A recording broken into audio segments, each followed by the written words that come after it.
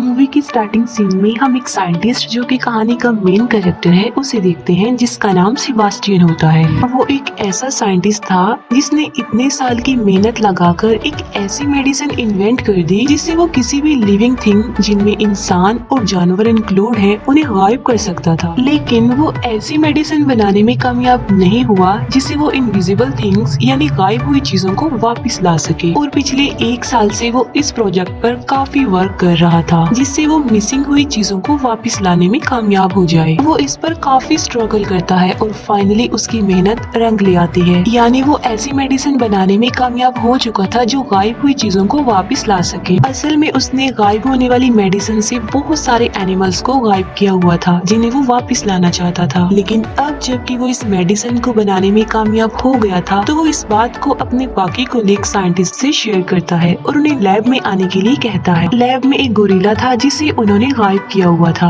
वो लोग उसे काफी मेहनत लगाकर पहले तो बेहोश करते हैं और बाद में उसे बेड पर लेटाकर उसके हाथ पांव बांध दिए जाते हैं और वो उसमें वो मेडिसिन इंजेक्ट करते हैं जो कि सेबास्टियन ने बनाई थी गायब हुई चीजों को वापस लाने के लिए। और जब वो उसके अंदर वो मेडिसिन इंजेक्ट करते हैं तब उसे काफी डिफिकल्टी का सामना करना पड़ता है क्योंकि उसकी हार्ट बीट बढ़ जाती है और उस गोरिल्ला की हालत देखकर ऐसा लग रहा था कि अब वो नहीं बच पाएगा। लेकिन वो उसको बचाने की काफी कोशिश करते हैं, उसके हार्ट को शॉक देते हैं जिससे इस गोरिल्ला की हार्ट बीट नॉर्मल होने लगती है और आहिस्ता आहिस्ता उसकी सारी बॉडी स्टेबल हो रही थी और गोरिल्ला पूरी तरह अपनी बॉडी में वापस आ जाता है। अब क्योंकि वो ऐसा करने में कामयाब हो जाते हैं तो वो सब काफी खुश हो जाते हैं क्योंकि उनके इन्वेंट, उनके एक्सपेरिमेंट्स कामयाब जो हो गए थे। फिर यहाँ पर हमें ये पता चलता है कि सारे एक्सपेरिमेंट्स मिलिट्री के लिए हो रहे थे और उन लोगों की मिलिट्री के साथ एक मीटिंग होती है जिसमें सेबास्टियन ये झूठ बोल देता है कि अभी तक उसने कोई सक्सेस हासिल नहीं की है और वो कामयाब होने के लिए और मजीद टाइम मांगता है। तब मिलिट्री उसे कहती है कि तुम तो पहले ही बहुत टाइम ले चुके हो और अगर तुमने जल्दी से कोई रिजल्ट नहीं दिया तो हम तुम्हारे रिप्लेसमेंट में किसी और को ले आएंगे। और जब वो लोग बाहर आते हैं तब सेबास्टियन के साथी, जिसमें लड़की का नाम लिंडा और लड़के का नाम मैथ्यू होता है, वो उसे पूछते हैं कि तुमने मीटिंग में झूठ क्यों बोला कि तुमने सक्सेस हासिल नहीं की जबकि तुम तो सक्सेस हासिल कर चुके हो। वो कहता है इसलिए क्योंकि मैं इस मेडिसिन को किसी इंसान पर चेक करना चाहता हूँ, टेस्ट करना चाहता हूँ। और वो इंसान कोई और नहीं बल्कि वो खुद था, सेबास्टियन था, जिस पर वो अपने बाकी कोलीग से मीटिंग करता है। और वो यहाँ पर भी अपने कोलीग से झूठ बोल देता है कि आर्मी ने हमें इस मेडिसिन को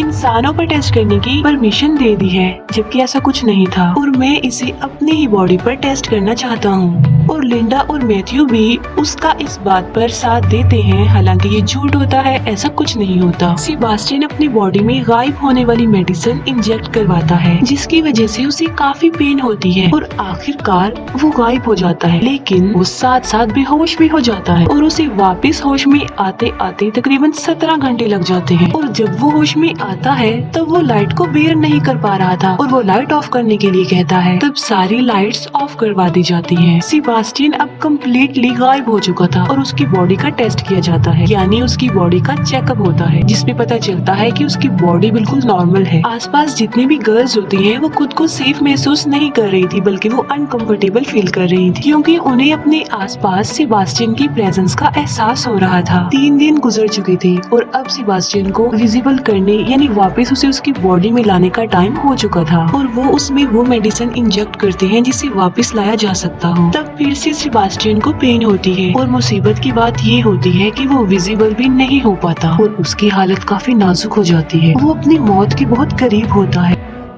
अब क्योंकि उनके पास और कोई रास्ता नहीं होता तो वो सेबास्टियन को एक मास्क पहना देते हैं ताकि वो सब उसे देख सके। और इस बात को लेकर सेबास्टियन काफी गुस्सा हो जाता है और उसकी मैथ्यू से बहस हो जाती है। वो उस पर शाउट करता है कि 10 दिन में जितनी तुमने मुझे पेन दी है, जितना लाइट में जलाया है, उसकी पेन सिर्फ मैं ही महसूस कर सकता हूँ। अब क्योंकि सेबास्टियन विजिबल नहीं हो पा रहा था तब उसकी मेंटल स्टेट भी खराब हो रही थी। इतने दिन से वो इनविजिबल था और काफी परेशान था जिसकी वजह से वो यहाँ से जाना चाहता था। था और एक दिन तंग आकर सेबास्टियन लैब से बाहर चला जाता है और सीधा अपने घर आ जाता है। घर आकर वो अपने नेबरहुड की एक लड़की को देखता है जिस पर वो पिछले कुछ अरसा से नजर रख रहा था। सेबास्टियन अपना मास्क उतार देता है और उस लड़की के घर की डोरबेल बजाता है और जब वो दरवाजा खोलकर देखती है तब वहाँ पर कोई भी नहीं होता क्योंकि सेबास्टियन इनविजिबल जो था और वो उसके घर में घुस जाता है। लिंडा सेबास्टियन के घर आती है और वो देखती है कि वहाँ पर उसका मास्क पड़ा हुआ है जिसे देखकर वो डर जाती है। लिंडा वापस लैब में आती है और अपने बाकी कोलीग से वो मीटिंग करती है कि सेबास्टियन हमारे लिए किसी खतरे से खाली नहीं है क्योंकि वो मास्क के बगैर घूम रहा था और इनविजिबल भी था। और तभी वहाँ पर सेबास्टियन आ जाता है। लिंडा उसे वार्न करते हुए कहती है कि अगर तुमने आज के बाद ऐसा किया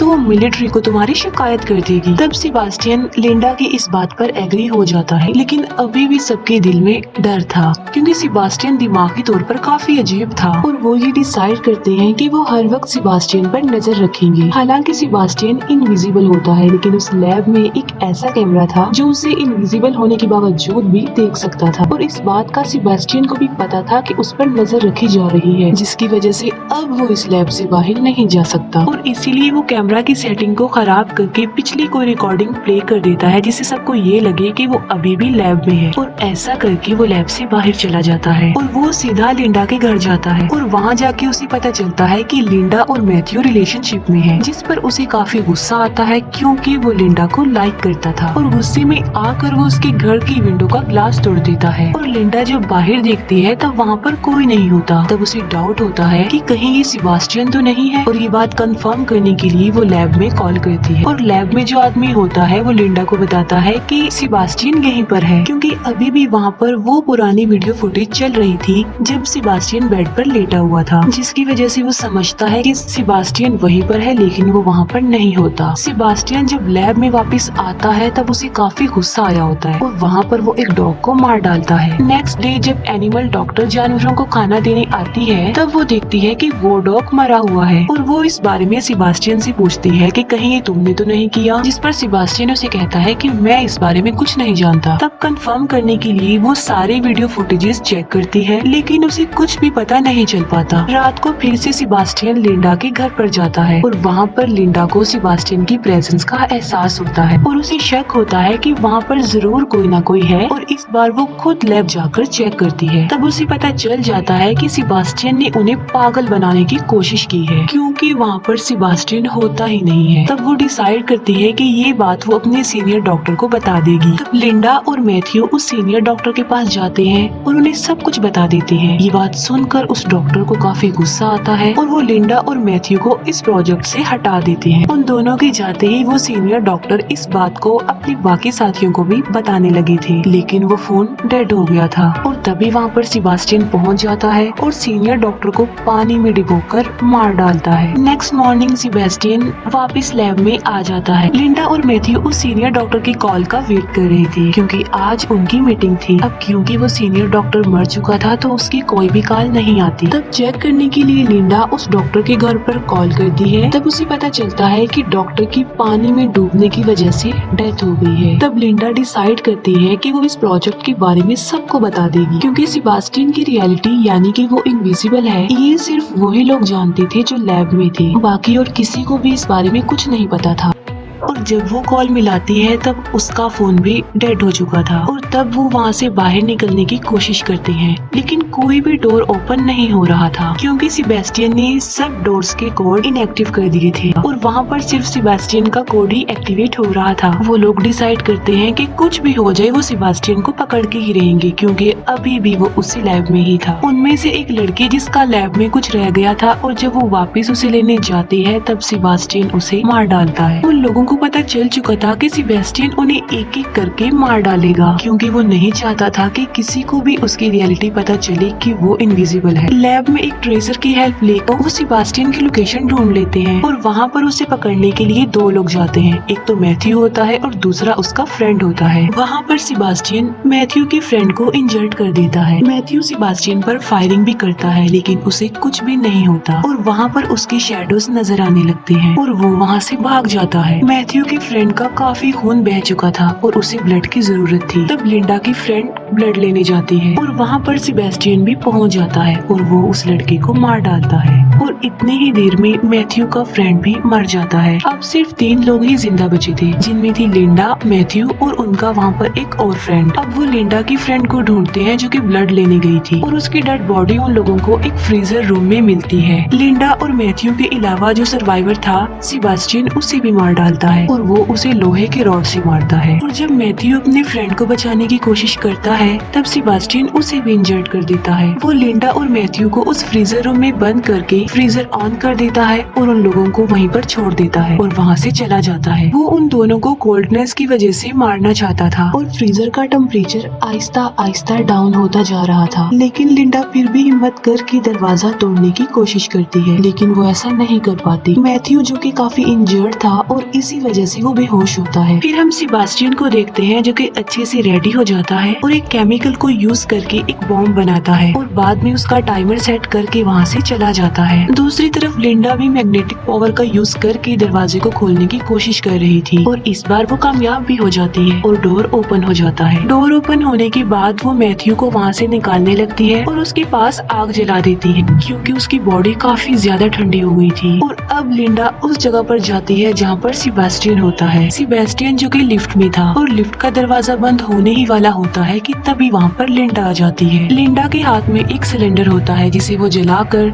सेबेस्टियन को जला देती है। सेबेस्टियन जो कि सारा जल चुका था तो आहिस्ता आहिस्ता उसकी बॉडी भी जलती जा रही थी। अब क्योंकि सेबेस्टियन इंजर्ड भी था और काफी गुस्से में भी था तो वो लिंडा से अपना रिवेंज लेना चाहता था, उसे किसी भी सूरत में मारना चाहता था। फिर लिंडा आग बुझाने वाली पाइपलाइन को ऑन कर देती है जिससे वहाँ पर पानी गिरने लगता है। अब सेबेस्टियन हल्का हल्का नजर आने लगा था और वो लिंडा को काफी बुरे तरीके से मारने लगता है और उसकी गर्दन पर पाँव रख कर उसका गला दबाने की कोशिश करता है। लिंडा ऑलमोस्ट मरने ही वाली होती है कि तभी वहाँ पर मैथ्यू आ जाता है जिसके हाथ में लोहे का एक रॉड होता है और वो उस लोहे के रॉड से सेबेस्टियन की सर पर स्टैब करता है जिससे सेबेस्टियन वहीं पर ही गिर जाता है। फिर मैथ्यू लिंडा को उठाता है और वो दोनों वहाँ से जाने लगते हैं। सेबेस्टियन जो कि अभी तक मरा नहीं था बल्कि जिंदा था और वो उसी रॉड को उठा लेता है और वो उस रॉड से मैथ्यू को मारने ही वाला होता है कि मैथ्यू को पता चल जाता है। तब मैथ्यू सेबेस्टियन को धक्का दे देता है और वो रॉड इलेक्ट्रिक वायर से टकरा जाता है और करंट सेबेस्टियन की पूरी बॉडी में फैल जाता है जिसकी वजह से सेबेस्टियन वहीं पर गिरकर बेहोश हो जाता है। फिर लिंडा और मैथ्यू उस जगह पर जाते हैं जहाँ पर सेबेस्टियन ने वो बॉम्ब सेटअप किया हुआ था।